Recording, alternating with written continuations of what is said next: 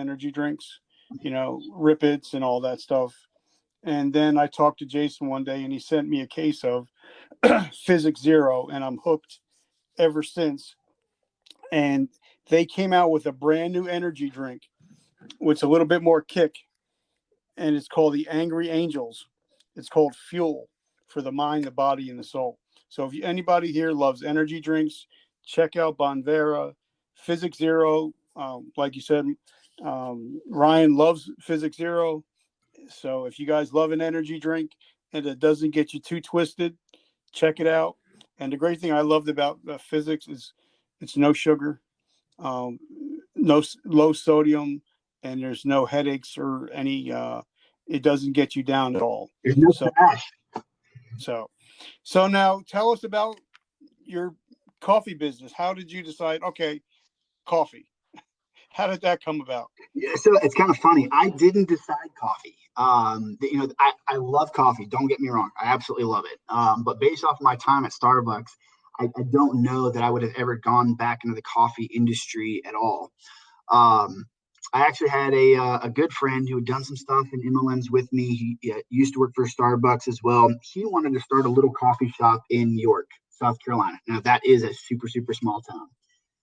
And he wanted my help and advice, and I told him basically not to do it. He did. It didn't go well. He ended up shutting it down. And then he still wanted to open this coffee shop, and he wanted to open it in Rock Hill. Because of my job with Spiffy and just getting better at networking, I really started networking myself into Rock Hill, had a lot of connections, made a lot of friends. And so I started introducing him to some people in Rock Hill to help him out. And long story short, we actually decided to open the coffee shop together in Rock Hill. The difference for me was, he wanted to open a coffee shop originally.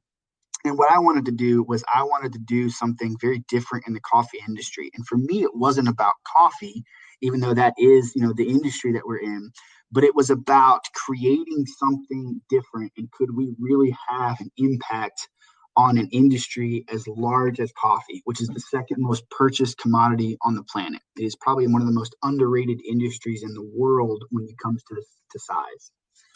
And so for me, it was about that. It was about this challenge of, could we really create something different in this industry, more so than it was about coffee? And I think we can. I think we're doing some pretty damn cool stuff.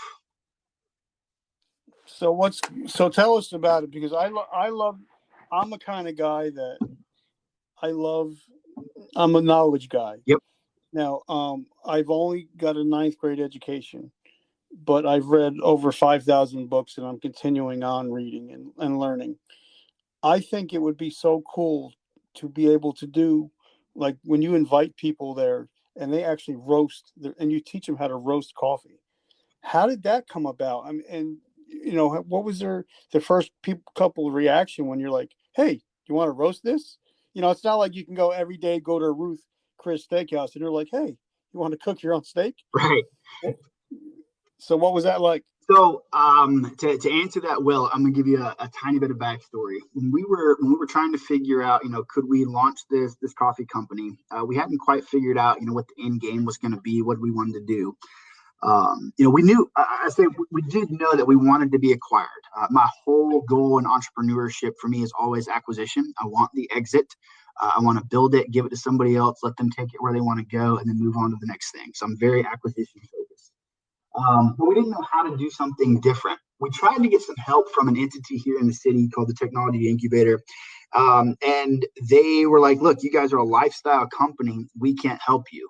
Come back when you've got something creative and innovative and different, something that uses technology, and maybe we'll talk. And Richard, to be honest, it ticked me off. I was like, wait, so you guys aren't going to help me because we're not cool enough? And started some creative juices flowing. So we got together, and over 2 weeks, we really focused on 2 questions on how to build this. And this is something that Google uses all the time, and I love it. We focused on why not and what if. So we kept asking ourselves, what if we did this? And then we would continue that with, well, why not? And if you start looking at things from that perspective, you really change what's possible, because you're coming at it from a very different perspective. And so our goals and the vision just kept getting bigger and bigger and bigger, because every single time we said something, it was, the next question was why not and what if. So